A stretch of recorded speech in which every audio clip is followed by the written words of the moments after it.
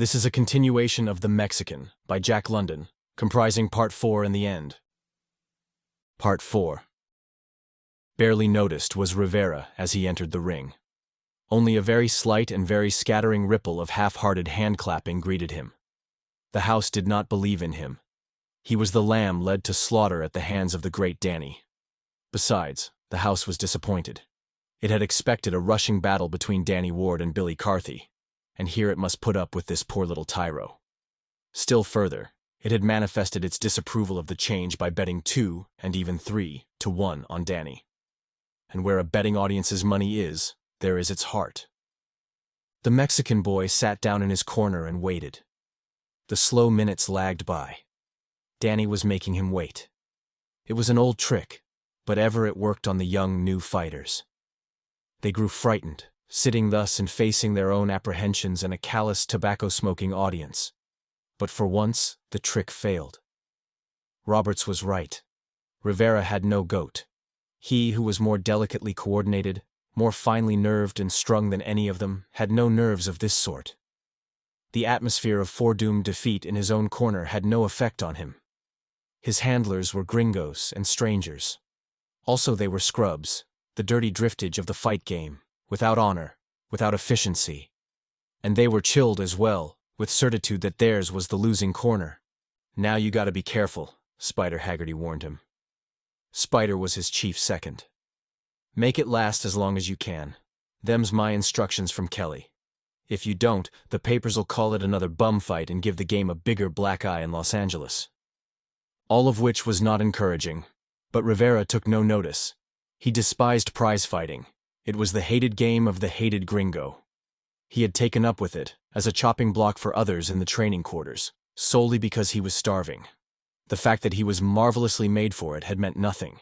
He hated it. Not until he had come into the junta had he fought for money, and he had found the money easy. Not first among the sons of men had he been to find himself successful at a despised vocation. He did not analyze. He merely knew that he must win this fight. There could be no other outcome. For behind him, nerving him to this belief, were profounder forces than any the crowded house dreamed. Danny Ward fought for money, and for the easy ways of life that money would bring. But the things Rivera fought for burned in his brain, blazing and terrible visions that, with eyes wide open, sitting lonely in the corner of the ring and waiting for his tricky antagonist, he saw as clearly as he had lived them. He saw the white-walled water power factories of Rio Blanco. He saw the 6,000 workers, starved and wan, and the little children, 7 and 8 years of age, who toiled long shifts for 10 cents a day. He saw the perambulating corpses, the ghastly death's heads of men who labored in the dye rooms. He remembered that he had heard his father call the dye rooms the suicide holes, where a year was death. He saw the little patio, and his mother cooking and moiling at crude housekeeping and finding time to caress and love him.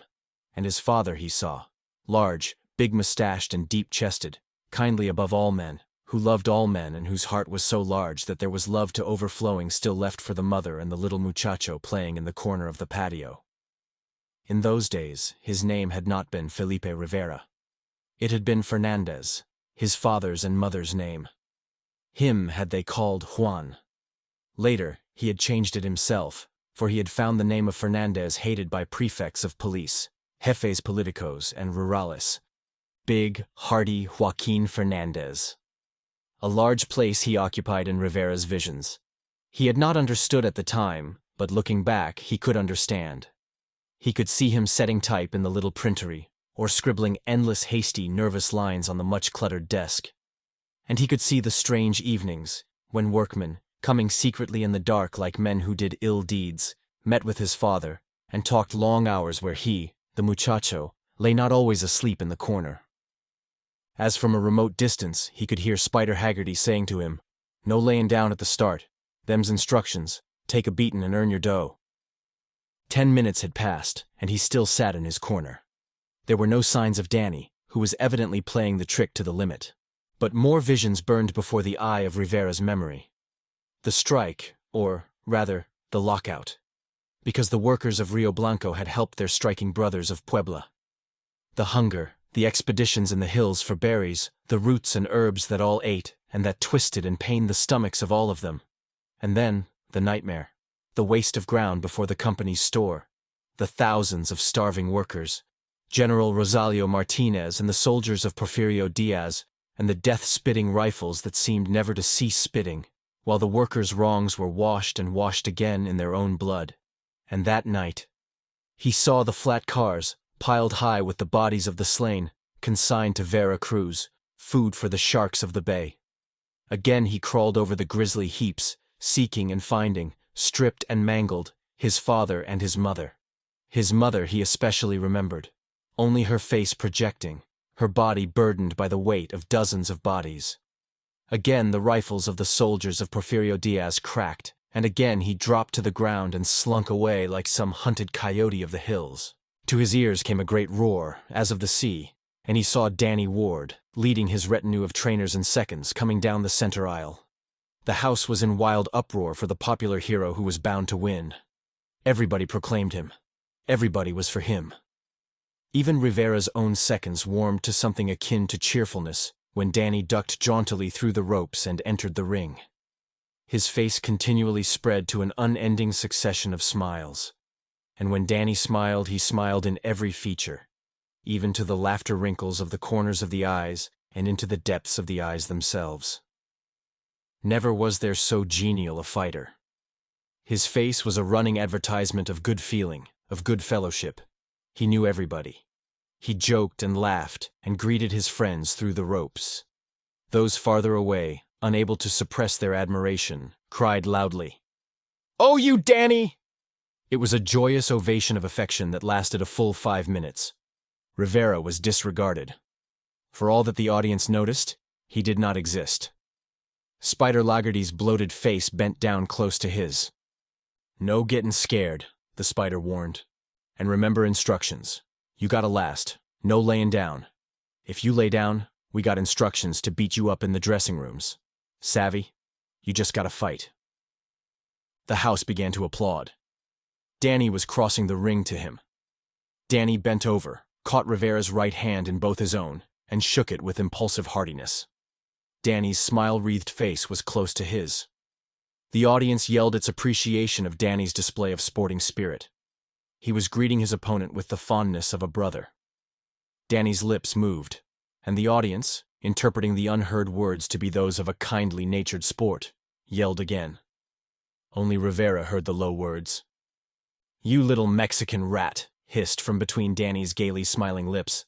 "I'll fetch the yellow out of you." Rivera made no move. He did not rise. He merely hated with his eyes. "Get up, you dog!" some man yelled through the ropes from behind. The crowd began to hiss and boo him for his unsportsmanlike conduct, but he sat unmoved. Another great outburst of applause was Danny's as he walked back across the ring. When Danny stripped, there was ohs and ahs of delight. His body was perfect, alive with easy suppleness and health and strength. The skin was white as a woman's and as smooth. All grace and resilience and power resided therein. He had proved it in scores of battles. His photographs were in all the physical culture magazines. A groan went up as Spider Haggerty peeled Rivera's sweater over his head. His body seemed leaner because of the swarthiness of the skin. He had muscles, but they made no display like his opponent's. What the audience neglected to see was the deep chest. Nor could it guess the toughness of the fiber of the flesh, the instantaneousness of the cell explosions of the muscles, the fineness of the nerves that wired every part of him into a splendid fighting mechanism. All the audience saw was a brown-skinned boy of 18, with what seemed the body of a boy. With Danny, it was different. Danny was a man of 24, and his body was a man's body. The contrast was still more striking as they stood together in the center of the ring, receiving the referee's last instructions. Rivera noticed Robert sitting directly behind the newspaper men. He was drunker than usual, and his speech was correspondingly slower. "Take it easy, Rivera," Robert drawled. "He can't kill you, remember that? He'll rush you at the go-off, but don't get rattled. You just install and clinch. He can't hurt cover-up much. Just make believe to yourself that he's chopping out on you at the training quarters." Rivera made no sign that he had heard. "Sullen little devil," Roberts muttered to the man next to him. He always was that way. But Rivera forgot to look his usual hatred. A vision of countless rifles blinded his eyes. Every face in the audience, far as he could see, to the high-dollar seats, was transformed into a rifle. And he saw the long Mexican border arid and sun-washed and aching, and along it he saw the ragged bands that delayed only for the guns. Back in his corner he waited, standing up. His seconds had crawled out through the ropes, taking the canvas stool with them. Diagonally across the squared ring, Danny faced him. The gong struck, and the battle was on. The audience howled its delight. Never had it seen a battle open more convincingly. The papers were right. It was a grudge fight. 3/4 of the distance Danny covered in the rush to get together, his intention to eat up the Mexican lad plainly advertised. He assailed with not one blow, nor two, nor a dozen. He was a gyroscope of blows, a whirlwind of destruction. Rivera was nowhere. He was overwhelmed, buried beneath avalanches of punches delivered from every angle and position by a past master in the art. He was overborne, swept back against the ropes, separated by the referee, and swept back against the ropes again. It was not a fight. It was a slaughter, a massacre. Any audience, save a prize-fighting one, would have exhausted its emotions in that first minute. Danny was certainly showing what he could do, a splendid exhibition. Such was the certainty of the audience, as well as its excitement and favoritism, that it failed to take notice that the Mexican still stayed on his feet. It forgot Rivera. It rarely saw him, so closely was he enveloped in Danny's man-eating attack. A minute of this went by, and 2 minutes. Then, in a separation, it caught a clear glimpse of the Mexican. His lip was cut. His nose was bleeding. As he turned and staggered into a clinch, the welts of oozing blood from his contacts with the ropes showed in red bars across his back. But what the audience did not notice was that his chest was not heaving, and that his eyes were coldly burning as ever. Too many aspiring champions, in the cruel welter of the training camps, had practiced this man-eating attack on him. He had learned to live through for a compensation of from $50 a go up to $15 a week. A hard school, and he was schooled hard. Then happened the amazing thing. The whirling, blurring mix-up ceased suddenly. Rivera stood alone. Danny, the redoubtable Danny, lay on his back. His body quivered as consciousness strove to return to it. He had not staggered and sunk down, nor had he gone over in a long, slumping fall. The right hook of Rivera had dropped him in midair with the abruptness of death. The referee shoved Rivera back with one hand, and stood over the fallen gladiator counting the seconds.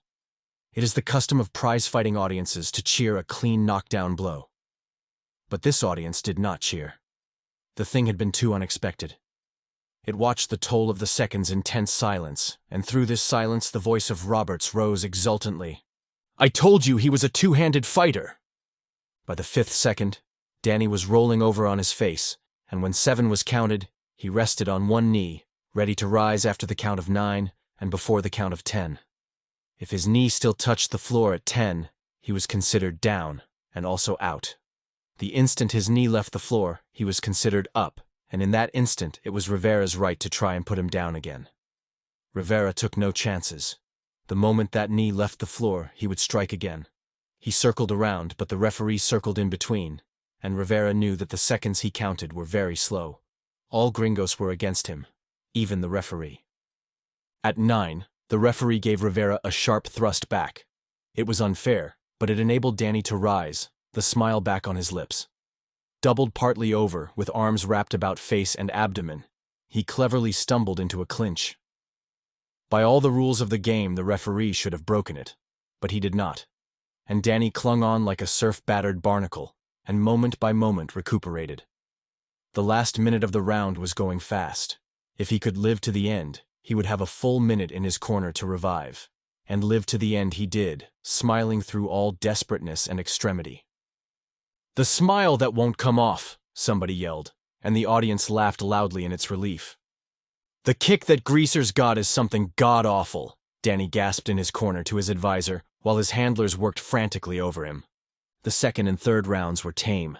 Danny, a tricky and consummate ring general, stalled and blocked and held on, devoting himself to recovering from that dazing first-round blow. In the fourth round, he was himself again, jarred and shaken. Nevertheless, his good condition had enabled him to regain his vigor. But he tried no man-eating tactics. The Mexican had proved a Tartar. Instead, he brought to bear his best fighting powers. In tricks and skill and experience he was the master, and though he could land nothing vital, he proceeded scientifically to chop and wear down his opponent. He landed 3 blows to Rivera's 1, but they were punishing blows only, and not deadly. It was the sum of many of them that constituted deadliness. He was respectful of this two-handed dub, with the amazing short-arm kicks in both his fists. In defense, Rivera developed a disconcerting straight left. Again and again, attack after attack, he straight lefted away from him with accumulated damage to Danny's mouth and nose. But Danny was protean. That was why he was the coming champion. He could change from style to style of fighting at will. He now devoted himself to infighting. In this, he was particularly wicked, and it enabled him to avoid the other's straight left. Here he set the house wild repeatedly, capping it with a marvelous lock break and lift of an inside uppercut that raised the Mexican in the air and dropped him to the mat. Rivera rested on one knee, making the most of the count, and in the soul of him he knew the referee was counting short seconds on him. Again, in the 7th, Danny achieved the diabolical inside uppercut. He succeeded only in staggering Rivera, but, in the ensuing moment of defenseless helplessness, he smashed him with another blow through the ropes. Rivera's body bounced on the heads of the newspaper men below, and they boosted him back to the edge of the platform outside the ropes. Here he rested on one knee, while the referee raced off the seconds. Inside the ropes, through which he must duck to enter the ring, Danny waited for him. Nor did the referee intervene or thrust Danny back. The house was beside itself with delight. "Kill him, Danny, kill him!" was the cry. Scores of voices took it up until it was like a war chant of wolves. Danny did his best, but Rivera, at the count of 8 instead of 9, came unexpectedly through the ropes and safely into a clinch. Now the referee worked, tearing him away so that he could be hit, giving Danny every advantage that an unfair referee can give. But Rivera lived, and the days cleared from his brain. It was all of a piece. They were the hated gringos, and they were all unfair. And in the worst of it, visions continued to flash and sparkle in his brain. Long lines of railroad track that simmered across the desert, rurales and American constables, prisons and calabooses, tramps at water tanks, all the squalid and painful panorama of his odyssey after Rio Blanco and the strike. And resplendent and glorious, he saw the great Red Revolution sweeping across his land. The guns were there before him. Every hated face was a gun. It was for the guns he fought. He was the guns. He was the revolution. He fought for all Mexico. The audience began to grow incensed with Rivera. Why didn't he take the licking that was appointed him? Of course he was going to be licked, but why should he be so obstinate about it? Very few were interested in him, and they were the certain definite percentage of a gambling crowd that plays long shots. Believing Danny to be the winner, nevertheless, they had put their money on the Mexican at 4-10 and 1-3. More than a trifle was up on the point of how many rounds Rivera could last. Wild money had appeared at the ringside proclaiming that he could not last 7 rounds, or even 6. The winners of this, now that their cash risk was happily settled, had joined in cheering on the favorite. Rivera refused to be licked.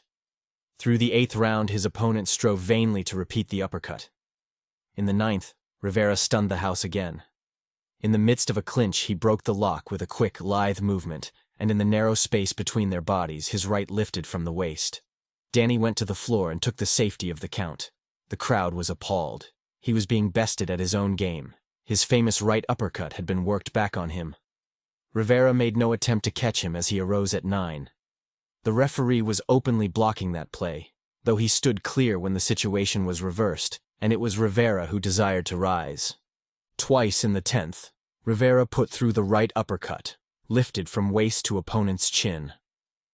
Danny grew desperate. The smile never left his face, but he went back to his man-eating rushes. Whirlwind as he would, he could not damage Rivera, while Rivera, through the blur and whirl, dropped him to the mat 3 times in succession. Danny did not recuperate so quickly now, and by the 11th round he was in a serious way. But from then till the 14th, he put up the gamest exhibition of his career. He stalled and blocked, fought parsimoniously, and strove to gather strength. Also, he fought as foully as a successful fighter knows how.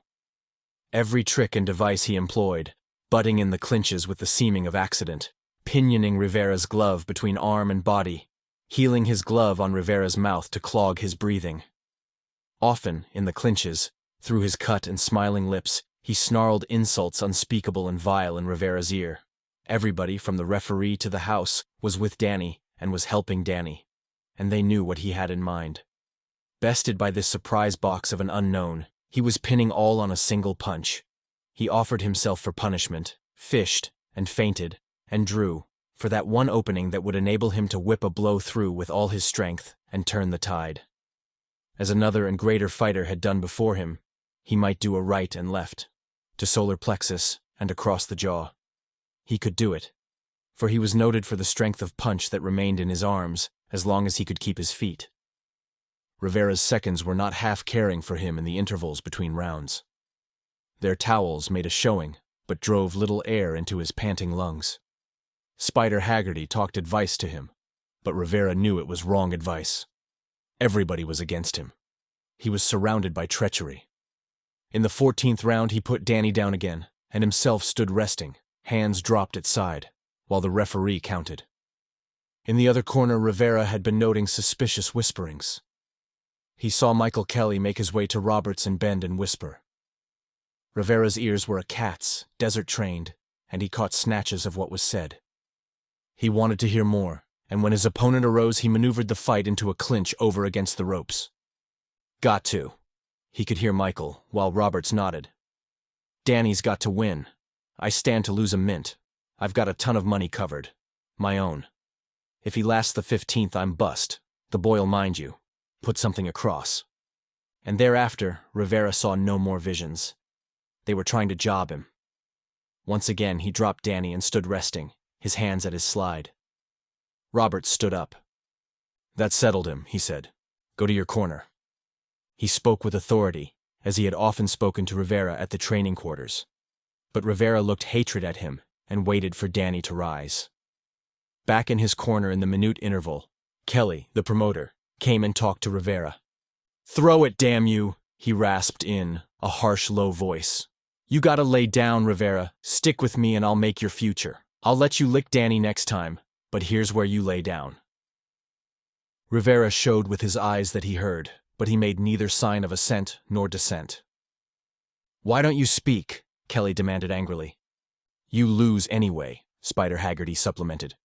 "The referee'll take it away from you. Listen to Kelly and lay down." "Lay down, kid," Kelly pleaded, "and I'll help you to the championship." Rivera did not answer. "I will. So help me, kid." At the strike of the gong, Rivera sensed something impending. The house did not. Whatever it was there inside the ring with him, and very close. Danny's earlier surety seemed returned to him. The confidence of his advance frightened Rivera. Some trick was about to be worked. Danny rushed, but Rivera refused the encounter. He sidestepped away into safety. What the other wanted was a clinch. It was in some way necessary to the trick. Rivera backed and circled away, yet he knew, sooner or later, the clinch and the trick would come. Desperately, he resolved to draw it. He made as if to effect the clinch with Danny's next rush.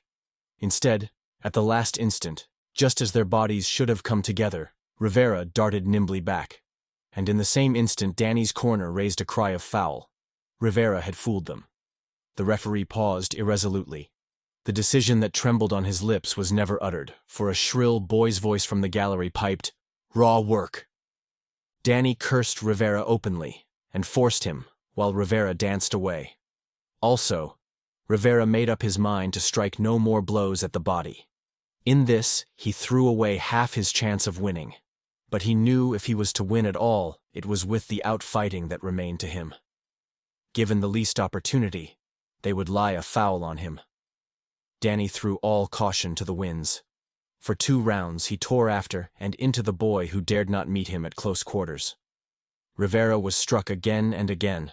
He took blows by the dozens to avoid the perilous clinch. During this supreme final rally of Danny's, the audience rose to its feet and went mad.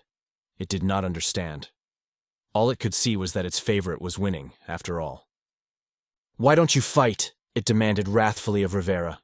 "You're yellow! You're yellow! Open up, you cur! Open up! Kill him, Danny! Kill him! You sure got him! Kill him!" In all the house, bar none, Rivera was the only cold man. By temperament and blood, he was the hottest passion there. But he had gone through such vastly greater heats that this collective passion of 10,000 throats, rising surge on surge, was to his brain no more than the velvet cool of a summer twilight. Into the 17th round, Danny carried his rally. Rivera, under a heavy blow, drooped and sagged. His hands dropped helplessly as he reeled backward. Danny thought it was his chance. The boy was at his mercy. Thus Rivera, feigning, caught him off his guard, lashing out a clean drive to the mouth. Danny went down. When he arose, Rivera felled him with a down chop of the right on neck and jaw. 3 times he repeated this. It was impossible for any referee to call these blows foul. "Oh, Bill! Bill!" Kelly pleaded to the referee. "I can't," that official lamented back. "He won't give me a chance." Danny, battered and heroic, still kept coming up. Kelly and others near to the ring began to cry out to the police to stop it, though Danny's corner refused to throw in the towel. Rivera saw the fat police captain starting awkwardly to climb through the ropes, and was not sure what it meant. There were so many ways of cheating in this game of the gringos. Danny, on his feet, tottered groggily and helplessly before him. The referee and the captain were both reaching for Rivera when he struck the last blow. There was no need to stop the fight, for Danny did not rise. "Count," Rivera cried hoarsely to the referee. And when the count was finished, Danny's seconds gathered him up and carried him to his corner. "Who wins?" Rivera demanded. Reluctantly, the referee caught his gloved hand and held it aloft. There were no congratulations for Rivera. He walked to his corner unattended, where his seconds had not yet placed his stool. He leaned backward on the ropes and looked his hatred at them, swept it on and about him till the whole 10,000 gringos were included. His knees trembled under him, and he was sobbing from exhaustion. Before his eyes, the hated faces swayed back and forth in the giddiness of nausea. Then he remembered they were the guns. The guns were his. The revolution could go on. The end. Best audiobooks for free hopes that you have enjoyed this production of The Mexican by Jack London. Please subscribe to our channel on YouTube and Rumble, as your subscription is the support we need to create more great free content. Please look to our website at bestaudiobooksforfree.com for a complete list of our audiobooks.